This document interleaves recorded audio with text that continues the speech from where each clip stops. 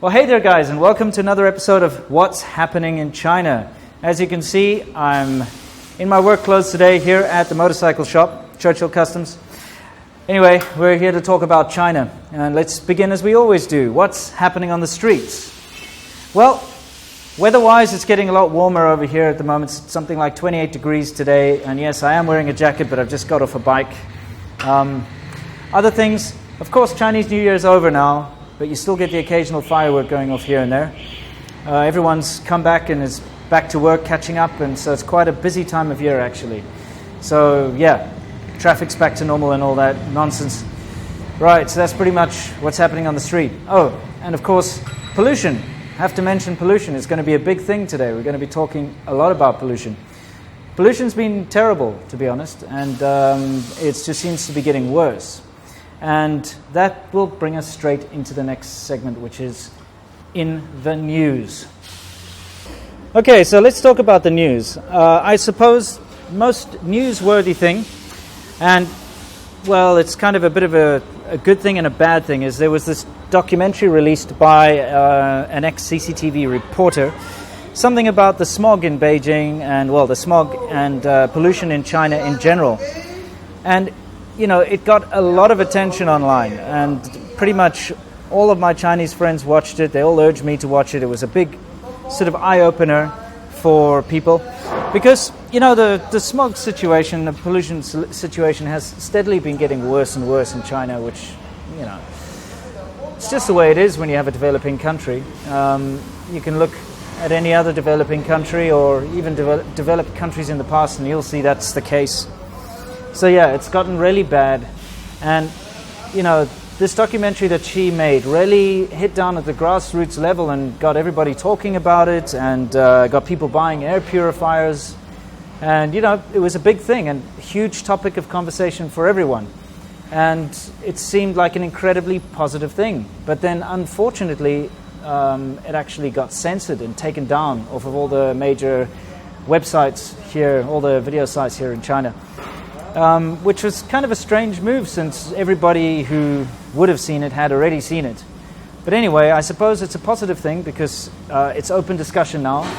People are really concerned about pollution and are talking about it. But it's a little bit silly that they censored it and took it off via internet and so on. Because, like I said, I think it was just what can I say? An unnecessary move is what I'm trying to say. Okay, anyway. Another thing that's in the news is this thing called Duang. Okay, hang on a second. I'm going to ask some people in here. Hey, what would you guys, how would you describe the whole Duang thing? Somebody come here and give me... Yeah, all right. Now, of course I do, but I'm going to bring in my co-host today is Sea Milk. Although we do have some curious bystanders. Hang on. Before I get you in, let's get all the curious bystanders. People have been asking me to get these guys in. These guys just pitched out of nowhere and they've been watching me, but now they're... I guess they're a little more shy. Okay. Wait, you got more stickers on the bobber? Okay. Duang. Okay, Sea Milk, you're going to have to speak up. Here's the microphone. Tell me about... Hey guys. Not that close. Okay.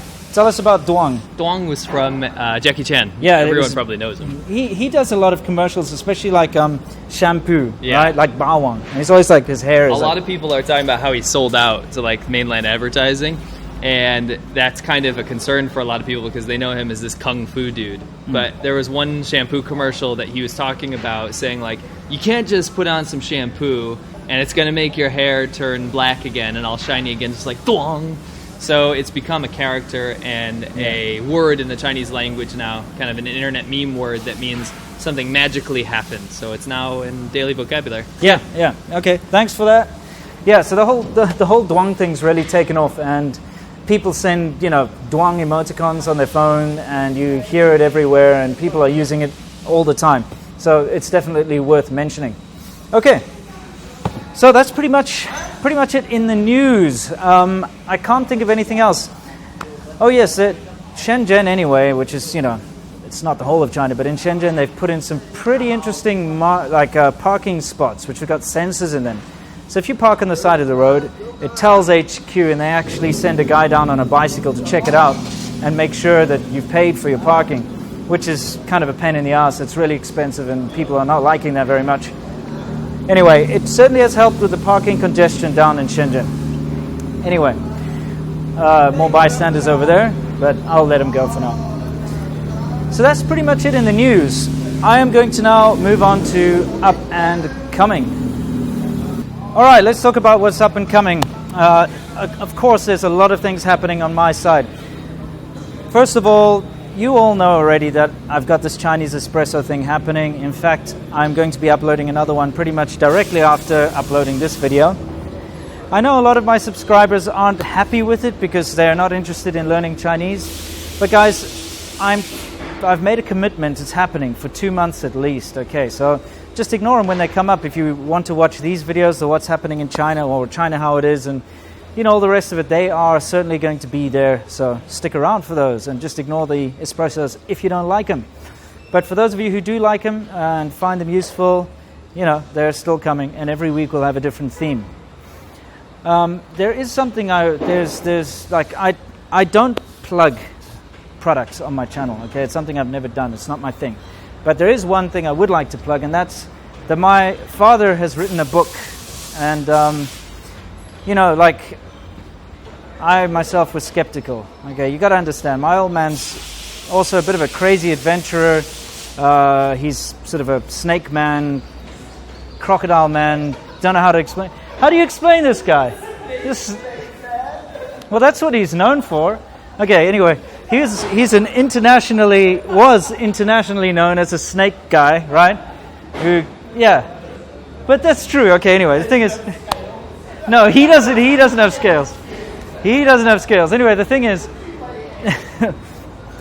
shut up. Okay.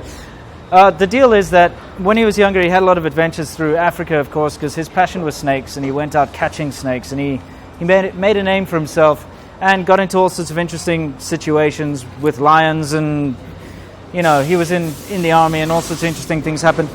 Anyway, I went to India, and this is another thing you guys can look forward to, is I've got an India adventure series coming up, right? And this India adventure series is going to be quite interesting. I took a lot of footage, so that's coming to you soon. Probably in about 2 weeks you'll get the first episode of that. So I went to go meet him in India. Hang on, we've got more bystanders here. I'll just get them in the picture if I can. There we are. Yeah, there we go. So anyway, we got... there, that's a bit better. So... anyway. No, hang on. They're escaping. There, that's better. So, yeah. Basically, let's get back to it. He had all these adventures, and I just pan it over. There we go. So he had all these adventures, and basically, when I went to go meet him in India, because they were there to meet a friend, he gave me a copy of the book, which... I thought, well, I'll humor him, I'll take a look at it, it's my old man. And I kind of read it in the airport on the way back. Now, you see, I grew up listening to his stories, obviously, and, actually, I lived through some of them myself. But I really found the book interesting. I read it cover to cover, and it was really quite an interesting read. It's basically a collection of short adventure stories that the guy had. So... I can actually recommend this book because I personally enjoyed it, and, it is my old man.